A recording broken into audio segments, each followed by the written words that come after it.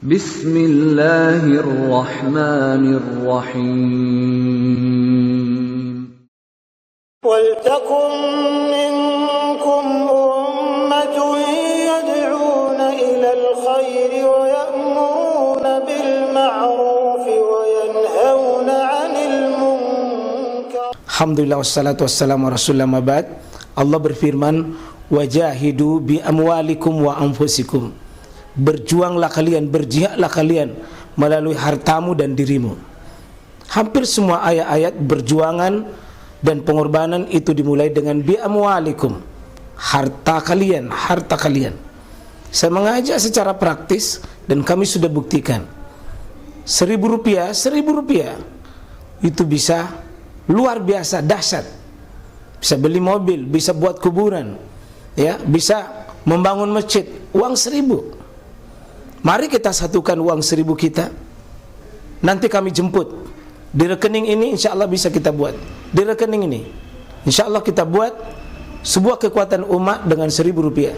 Rp1.000 dahsyat. Assalamualaikum warahmatullahi wabarakatuh. Kita sepakat bahwa kalau sholat tanpa talibah hati itu olahraga namanya. Kita cuma olahraga saja.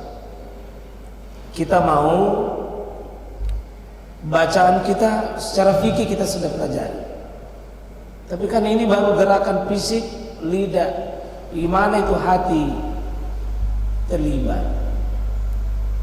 Bagaimana dia memaknai itu setiap Allahu Akbar. Dia bukan cuma kalimat biasa yang lewat. Hadir satu bahwa Allah yang maha besar. Apanya yang besar? Besar rahmatnya, besar pertolongannya, besar kasih sayangnya, besar ya azabnya. Kita maha kerdil, maha kecil, maha butuh di hadapan Allah Subhanahu wa taala. Sehingga kita ketika Allahu Akbar yang kurang lebih 96 kali dihadirkan, seolah-olah kita menyadari diri bahwa kita bukan siapa-siapa di hadapan Allah.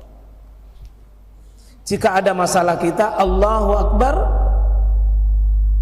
hakikatnya masalahku besar, tapi rahmat Allah, pertolongan Allah, ketika saya jujur di hadapan Allah, Allah akan membantu saya.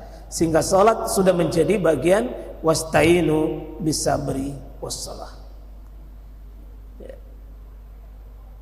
Itu yang diharapkan Pak. Setiap bacaan seperti A'udzubillahi minasyaitonirrajim.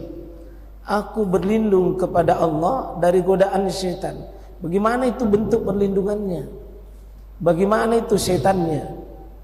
Mesti dihadirkan bahwa ada makhluk Allah yang selalu mengganggu kita.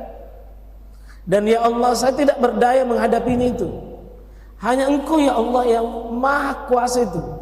Dan boleh ini dihadirkan Pak, pikiran-pikiran kita untuk menghadirkan ketika a'udzubillahi minasyaitonirrajim. Bismillahirrahmanirrahim. Atas namanya Allah saya minta tolong supaya saya bisa dibantu dengan mendapatkan rahmat, mendapatkan rahimnya. Artinya Pak, setiap ucapan itu ada pesannya yang mesti dihadirkan. Semakin banyak pesan-pesan positif yang kita ambil dari bacaan, maka akan mengkristal dalam diri kita Pak. Itu diulang tiap hari, diulang tiap hari, diulang tiap hari.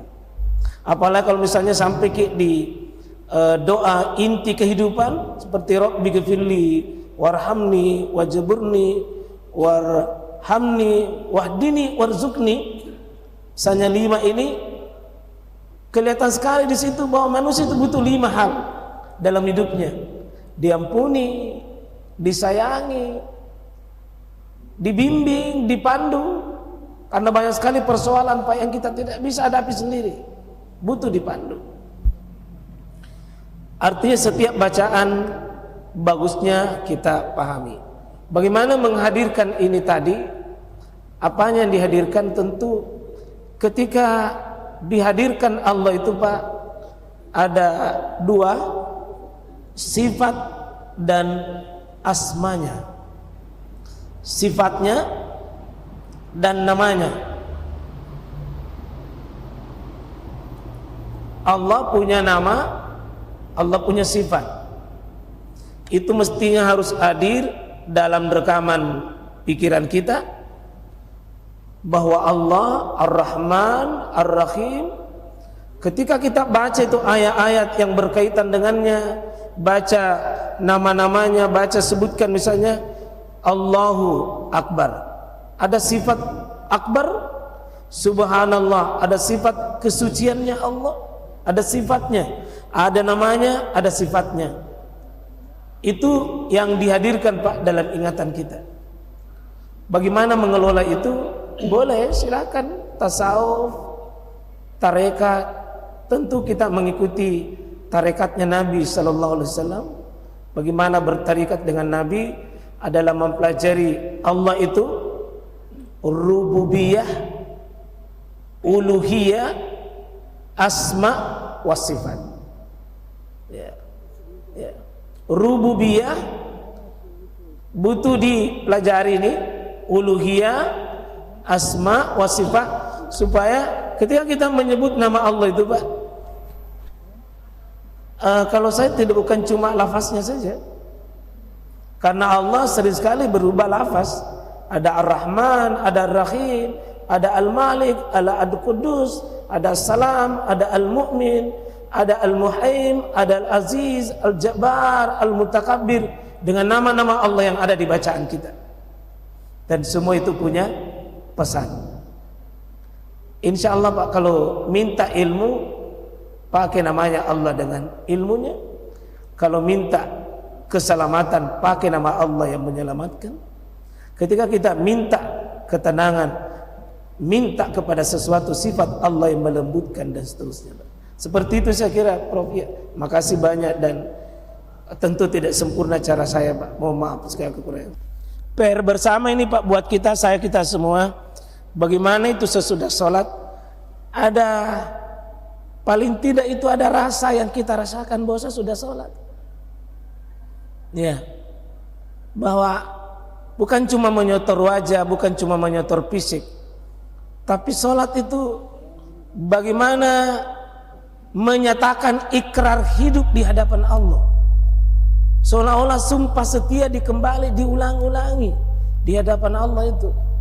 Ya, setiap kita angkat tangan kan tanda menyerah diri Pak, menyerahkan totalitas hidup, mati, urusan hidup kita serahkan kepada Allah Subhanahu Wa Taala. Maka sholat itu latihan penyerahan diri secara total. Iyyaka na'budu wa iyyaka nasta'in, hanya kepadamu ya Allah betul-betul hamba ini beribadah, dan ditutup hanya kepadamu hamba ini betul-betul memohon pertolongan. Tidak ada yang bisa membantu saya ya Allah kecuali Engkau. Kalau begitu ya Allah, ihdinas siratal mustaqim, pandu hamba ini menuju jalanmu yang Engkau ridho, yang Kau anggap benar, yang nanti ujung perjalanan ini Kau terima hamba ini, sehingga hamba bukan menyesal, tapi hamba pergi istirahat. Kira-kira dialog begini Pak bagus dihadirkan, sehingga sesudah sholat yang tadinya lemas menjadi semangat, yang tadinya ada rasa kacau menjadi ya nikmat, ada kebahagiaan. Itu saya kira Pak, insya Allah dari 10 ini mungkin masih ada Pak atau tidak, saya lanjut atau kita tutup? Mana Pak? Jelas ya. Mudah-mudahan sebentar ini akan kita rasa-rasa ada ya. Tapi ini sekali lagi Pak, bacaan sholat ini sebenarnya merangkum ilmu akidah, ilmu tauhid. Jadi mengenal Allah, mengenal nabinya, mengenal perjalanan sampai hari kiamat, sebenarnya diulang-ulang juga dalam sholat itu. Sebenarnya bacaan sholat ini rangkuman kehidupan kita itu disusun sedemikian rupa dalam bacaan dan gerakan itu secara teratur. Mungkin saya kira cukup dulu Pak. Saya mohon ampun kepada Allah Subhanahu wa taala. Subhanakallahumma wa bihamdik, asyhadu an la ilaha illa anta, astaghfiruka wa atubu ilaik. Assalamualaikum warahmatullahi wabarakatuh.